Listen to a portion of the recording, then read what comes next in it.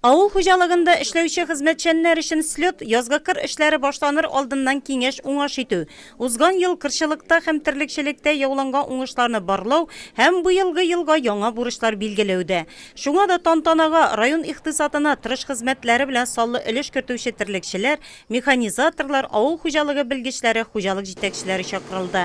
Авыл хуҗалыгында эш җиңелләрдән түгел, биредә җирне яраткан, авыл тормышын үз иткәннәр генә яши һәм хезмәт куя.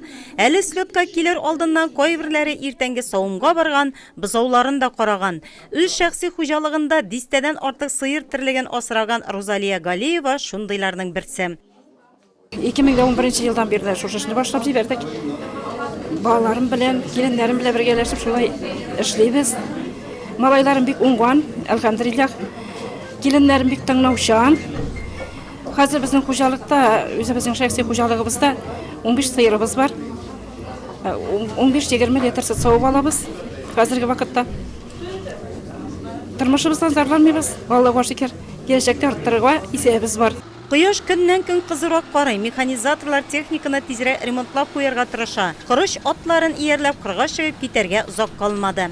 Безнең инде фактически есть процесс готов. Диләр техникалар ветеримлап чыктык.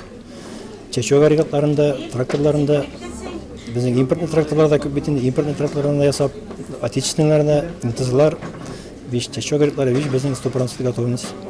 Без әзер чәчүгә. Бүгенге көндә Нурлат районы авыл хуҗалыгы тармагында 1600 кеше хезмәт куя. Үткән ел аграриялар өчен ел уңышлы булды. Терлекчелектә дә күрсәткечләр мактанырлык. Булар барысы да йокысыз төннәр, күңелләрен эшкә биреп фидакар хезмәт кую нәтиҗәсе. Шуңа да тантанада авыл хуҗалыгы хезмәтчәннәре адресына рәхмәт сүзләре күп әйтелде. Прошедший год показал, насколько мы действительно слаженно и коллективно работали. Мы смогли показать, как смело и грамотно мы можем решать трудные самые задачи в непростых финансовых условиях. Поэтому вам большие слова благодарности и низкий поклон. Иң беренче булып сәхнә түренә район башлыгы Равил Кузеров кул куйган мактау кәгазьләрен алучылар күтәрелде. Бердәм Россия партиясенең Нурлат бүлекчәсеннән дә авыл хезмәтчәннәренә мактау кәгазьләре тапшырылды. Татарстан Республикасы авыл хуҗалыгы һәм азык-төлек министрының котлау сүзләрен слет кунагы Татарстан Республикасы министрлар кабинетының баш ветеринария идарәсе җитәкчесе Алмаз Хисаметдинов җиткерде.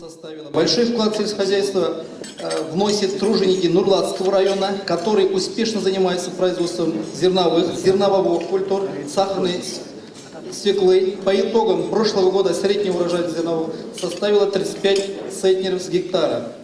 Аннан сәхнәгә бер-бер артлы игенчеләр, машина йөртүчеләр, механизаторлар, терлекчеләр, сыер саучылар, бозау караучылар, авыл хуҗалыгы белгечләре, шәхси ярдәмче, крестьян-фермер хуҗалыклары җитәкчеләре күтәрелде.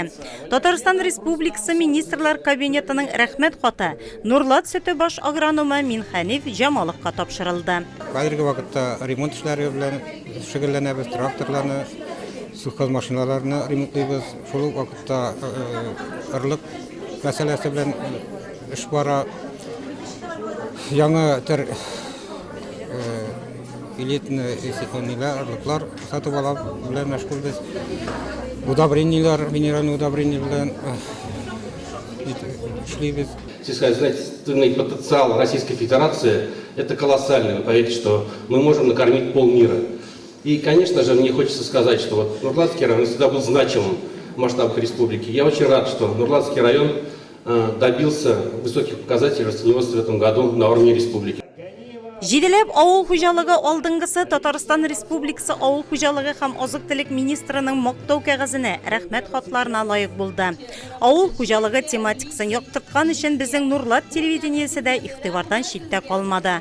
Авыл кешесенә дан һәм мактау яңгыраган әлеге бәйрәм котлаулар һәм җыр белән үрелеп барды. Авыл хуҗалыгы өлкәсендәге уңышлар һәм күрсәткечләр турында Нурлат телевидениесе фильм әзерләде. Аны программабызның рус телендәге чыгарылышыннан соң карый аласыз.